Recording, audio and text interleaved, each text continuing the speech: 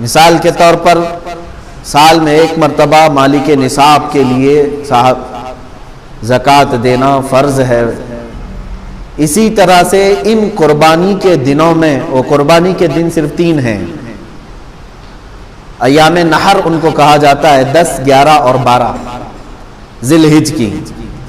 تو یہ ذی الحجہ کی 10، 11 اور 12 کے اندر اگر کوئی مالک نصاب ہو گیا تو اس پر بھی قربانی واجب ہو جاتی ہے۔ اب یہاں سے قربانی کے معاملات ہیں، قربانی کے احکام ہیں، مجھے یہ بتانا آج ضروری ہے کہ قربانی کا تصور اور قربانی کا مفہوم کیا ہے اسلام میں۔ آج اس قربانی کو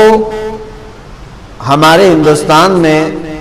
کچھ الگ نظر سے بھی دیکھا جانے لگا ہے۔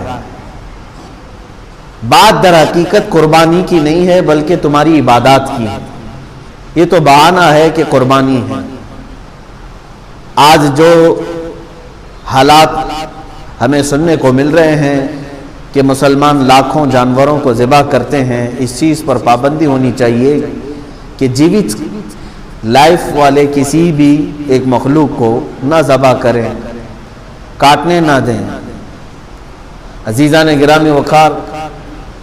یہ قربانی کا تصور صرف اسلام میں نہیں، آدم علیہ السلام سے چل رہا ہے۔ انسان اول کی ابتدا جہاں سے ہے انہی دنوں سے قربانی کا تصور ہے۔ قرآن پاک میں موجود ہے، 6 پارے میں رب تعالیٰ نے فرمایا وَاتْلُ عَلَيْهِمْ نَبَأَ بَنِي آدَمَ بِالْحَقِّ اذ قربا قربانا فتقبل من احدهما ولم يتقبل من الاخر۔ جب آدم علیہ السلام کے دونوں بیٹوں کے درمیان جھگڑا ہو گیا، حابیل اور قابیل کے درمیان، نکاح کے مسئلے کو لے کر، دونوں ایک خاتون سے، ایک ہی عورت سے شادی کرنا چاہتے تھے، تو ان کے متعلق حکم یہ آیا کہ دونوں لوگ اپنی قربانی کریں اور جس کی قربانی قبول ہو جائے وہ نکاح کر لے اس سے، وہ حق پر ہے۔ تو اس زمانے میں قربانی کا طریقہ یہ تھا کہ وہ اپنے جانور کو ذبح کر کے کسی اونچی جگہ پر، پہاڑ پر یا کھلے میدان میں رکھے، آسمان سے ایک آگ اترتی اور اس قربانی کو اٹھا لے جاتی، یعنی اچانک وہ قربانی کا جانور غائب ہو جاتا، آگ اس کے اوپر آتی، آگ آنے کے بعد جل جانا چاہیے، ختم ہو جانا چاہیے، لیکن اس آگ کے اندر وہ قربانی کا جانور غائب ہو جاتا، تو یہ سمجھا جاتا کہ یہ اس کی قربانی قبول ہو چکی ہے۔ حابیل اور قابیل نے اس زمانے میں قربانی کی، حابیل نے ایک مینڈھے کو ذبح کیا اور بلند جگہ پر رکھا، اس کے چھوٹے بھائی قابیل نے بھی، ان کے متعلق یہ ہے کہ وہ کچھ غلہ اناج لا کر کے اس نے رکھا، دونوں میں سے آسمان سے آگ آئی تھوڑی دیر کے بعد اور بڑے بیٹے حابیل کے ذبح کیے ہوئے جانور کو وہ کھا گئی، وہ جانور غائب ہو گیا۔ اس سے اس وقت فیصلہ یہ کیا گیا، یہ پہلی قربانی تھی، دنیا میں سب سے پہلی قربانی تھی۔ آدم علیہ السلام نے حکم فرمایا کہ حابیل حق پر ہے، اس لیے اس کی قربانی قبول ہو گئی۔ قرآن پاک میں تقریباً کئی مقامات پر 1 درجن کے قریب آیتیں قربانی کے متعلق ہی نظر آئیں گی آپ کو کہ قربانی کا مفہوم کیا ہے، اور تقریباً عیسیٰ علیہ السلام تک جتنے انبیاء اکرام علیہ السلام آئے، اکثر انبیاء کی امتوں پر بھی قربانی کے احکام واجب ہوئے، لیکن الگ الگ طریقوں سے۔ قرآن پاک نے یہ بھی الذین قالوا ان اللہ عہد الینا اللہ نؤمن برسول حتی یأتینا بقربان تأکلہ النار، یعنی کچھ لوگوں نے یہ کہا تھا اس زمانے میں کہ ہم کسی رسول پر ایمان نہیں لائیں گے اس وقت تک جب کہ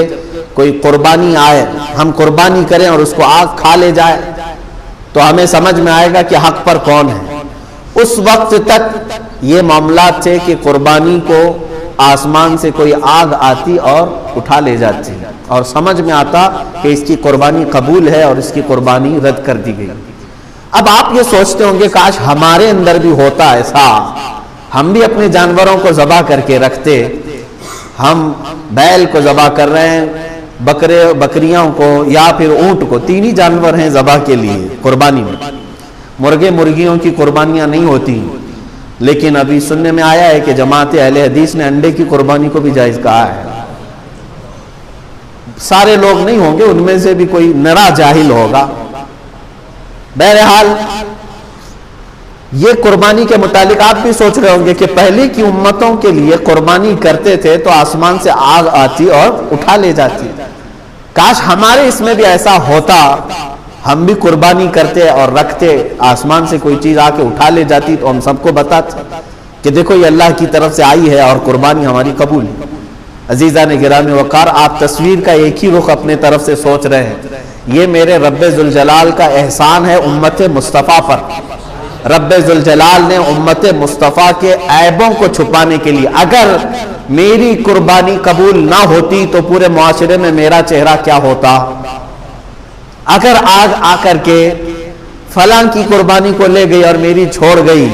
تو سب کے سامنے تو میں رسوا اور ذلیل ہوتا، چار لوگ سب بتا کر کے کہتے یہ وہ آدمی ہے جس کی قربانی قبول نہیں ہوئی۔ اللہ تعالیٰ نے امت مصطفیٰ کے ہر عیب کو اس کی موت تک محفوظ رکھا ہے،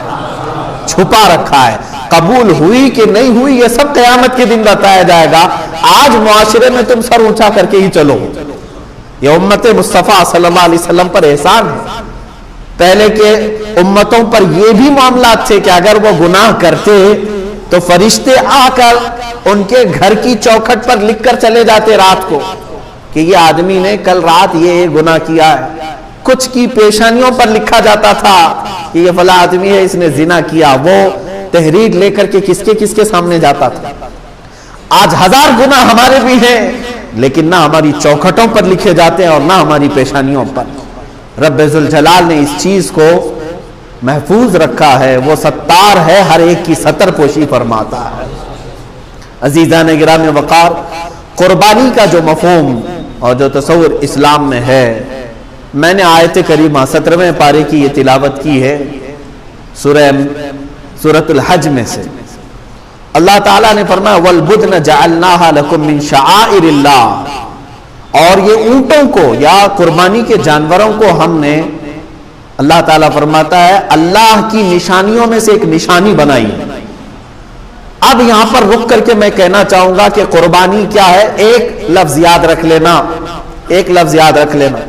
شعائر اللہ کہا گیا ہے۔ شعائر اللہ جیسے قرآن پاک کے دوسرے پارے میں آئے ان الصفا والمروہ من شعائر اللہ، صفا اور مروہ جو پہاڑیاں ہیں مکہ مکرمہ میں، یہ اللہ کی نشانیوں میں سے ہے، اللہ کی نشانیوں میں۔ اسی طرح قربانی کی بات جب آئی تو رب تعالیٰ فرماتا ہے یہ اللہ کی نشانیوں میں سے۔ اب یاد رکھ لینا آپ ہمیشہ